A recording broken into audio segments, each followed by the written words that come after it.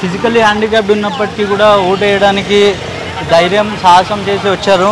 కానీ ఇక్కడ వీళ్ళ భార్య ఓటు మిస్ అయిందని చెప్పి. భార్య కార్డు ఉంది. మీ భార్య కార్డు ఉంది, నాది లేదు. మీది లేదు అంటే ఏంది? ఐడి కార్డు లేదా లేకపోతే ఓటు తీసేసారు? ఎందుకు తీసేసారు? మీరు ఇంతకన్నా ముందు ఏదైనా అప్లికేషన్ పెట్టుకున్నారా ఓటు చేంజ్ చేయాలి?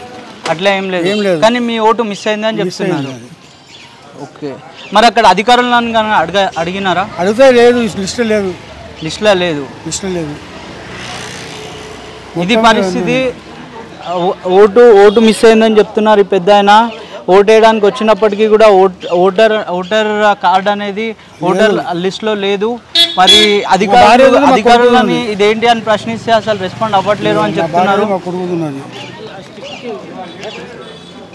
ఇది మీ ఆధార్ కార్డు, ఇది పట్టుకోండి. మీ పేరు నరేష్ అండి? మా కొడుకు పేరు. మీ కొడుకు పేరు భారతి. ఎవరు? మా భార్య. భారతి గారు ఓటు మిస్ అయిందని చెప్తున్నారు, మీ ఓటు మిస్ అయిందని చెప్తున్నారు. ఓకే, ఇది బాబురావు గారు అంటండి.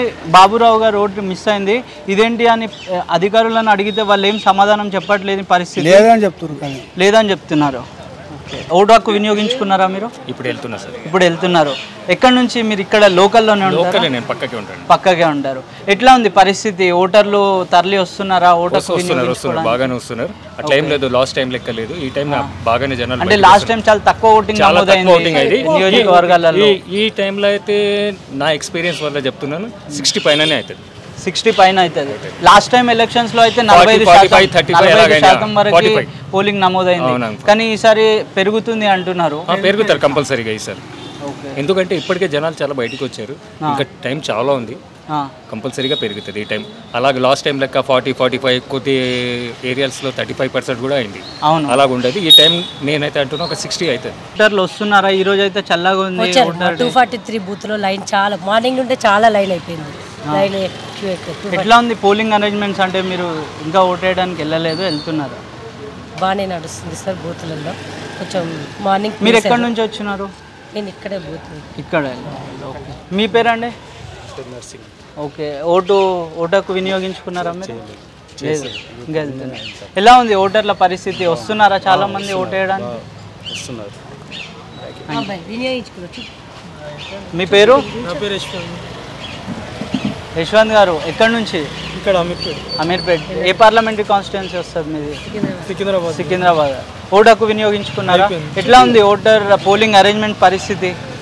బాగానే ఉంది సార్, లైన్ ఎక్కువ ఉంది. లేట్గా స్టార్ట్ అయింది ఈరోజు. లేట్గా స్టార్ట్ అయింది. మాక్ పోలింగ్ ఏమైనా నిర్వహించారా పొద్దున? ఏం లేదు, అట్లా ఏం లేదు. అక్కడ ఈ సమ్మర్ కదా, ఈరోజు ఎండ ఉండే పరిస్థితి ఉంటే అక్కడ అరేంజ్మెంట్స్ ఎట్లా చేశారు? కూలర్స్ కానీ ఇట్లా ఏమన్నా పెట్టినారు?